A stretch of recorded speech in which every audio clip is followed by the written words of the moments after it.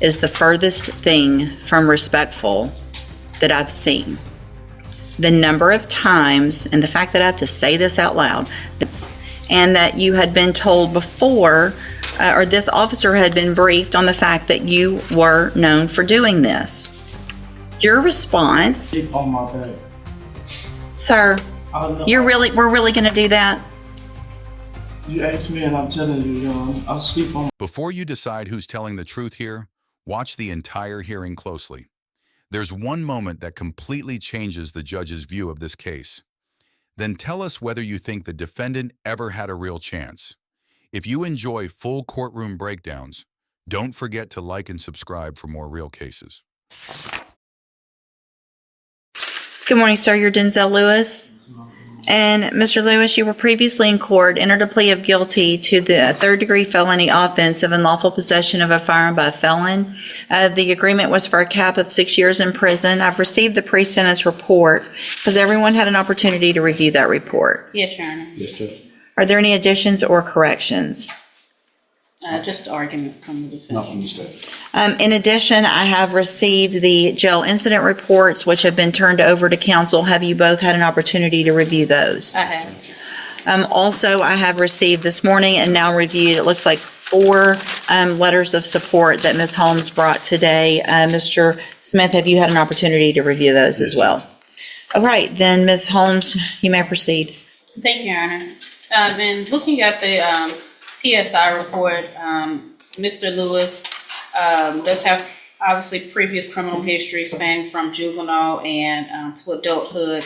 The priors that he has, it appears, with burglary of a habitation. It looks like 3 cases, but they ran concurrently, in which he was placed on probation and had a revocation, in which he was sentenced to 8 years in TDC.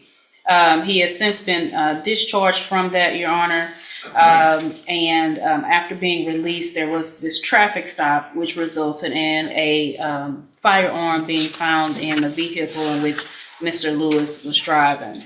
Obviously, in reading his response to the PSI officer, I would allow him to elaborate more on that. Obviously, he did plead guilty to the offense, taking responsibility, and we are seeking probation in this case, Your Honor. We believe that at this point in Mr. Lewis's life, he understands, obviously, being incarcerated before, that it's not somewhere that he wants to go back and spend potentially 6 additional years of his life. He would like this opportunity on probation to have that opportunity to spend and get back on track with employment, to take care of his family and provide for his family. And reading those support letters, Your Honor, he does have support here from family and friends in the community that are willing to step up and help him to make sure that he is a productive citizen and he gets back on track. He understands that there's just certain things with being a convicted felon that he cannot do.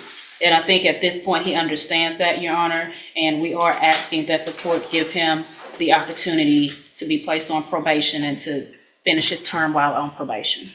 Well, I guess before we go any further, I want to make sure I understand, because Mr.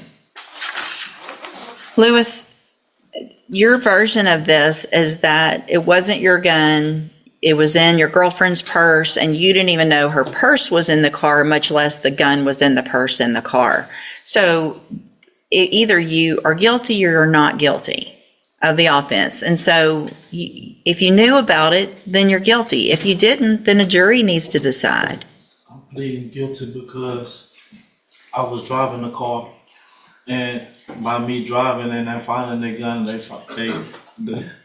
But the law, that's not what the law is. Okay? So you don't get to just take a deal or plead guilty because that's what you want to do. When you were here before, you stood in front of that clerk, you put your hand up, swore that you were going to tell the truth, and I said, are you pleading guilty freely and voluntarily, or are you pleading guilty because you did what they charged you with? And I was, and I still am. Okay. All right, Mr. Smith? Judge, I think he's been given probation before. It was not successful. He's been revoked.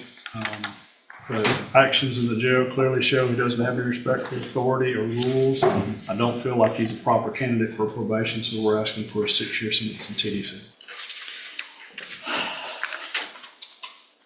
So, Mr. Lewis, one thing I noticed in several of these letters that friends and family members said, I think 3 of them actually used the word respectful, that you're a respectful young man. What has been going on in our jail is the furthest thing from respectful that I've seen. The number of times, and the fact that I have to say this out loud, the number of times that you choose to masturbate in front of the officers on purpose is ridiculous. I speak on the, Sure. the case wasn't on me. Somebody else had a case, and the woman even talked to the lieutenant to get it removed up off of my file, but it still shows up. That was not on me. It's somebody. It's more than one time. But So hold on. So on April 14th, let's just go through them. On April 14th, you were in trouble for not being in your bunk, that you had been given several orders to go to your bunk.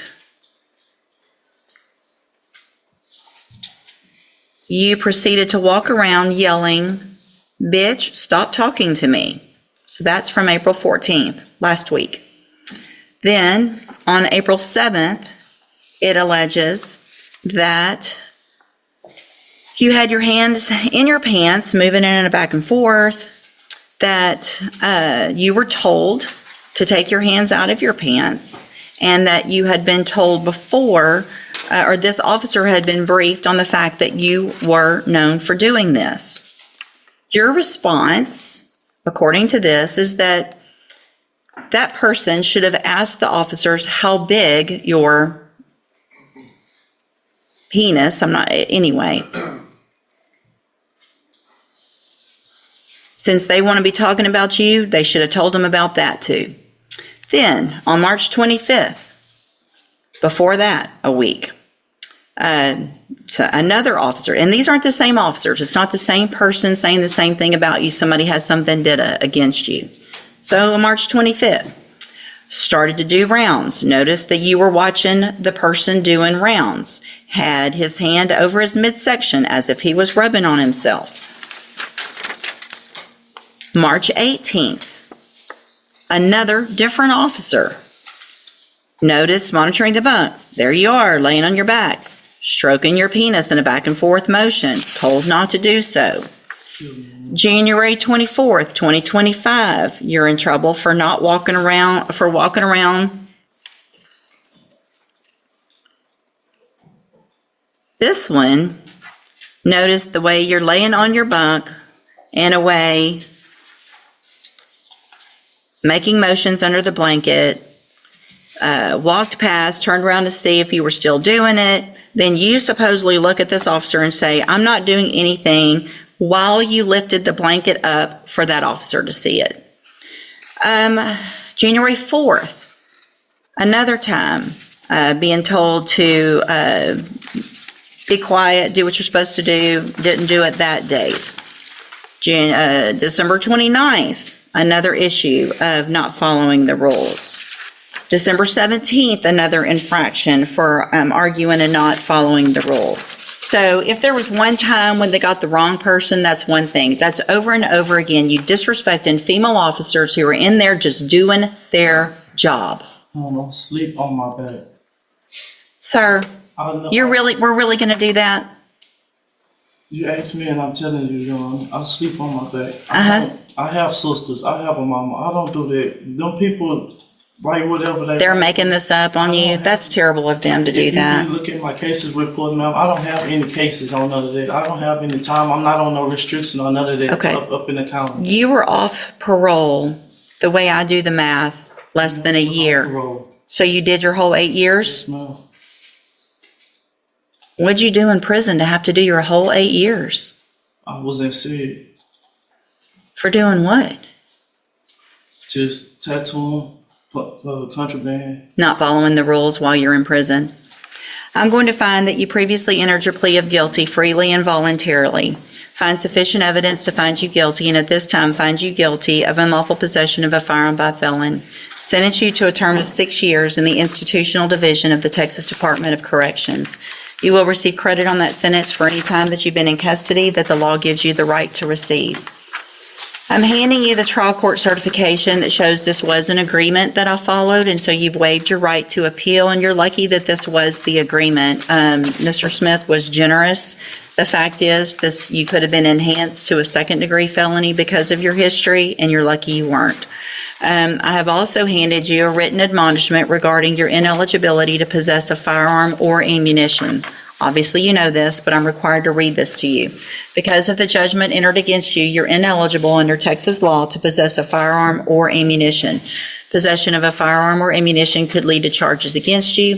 Firearm is a legal term, and you should read the written admonishment I provide you to see what devices qualify as a firearm.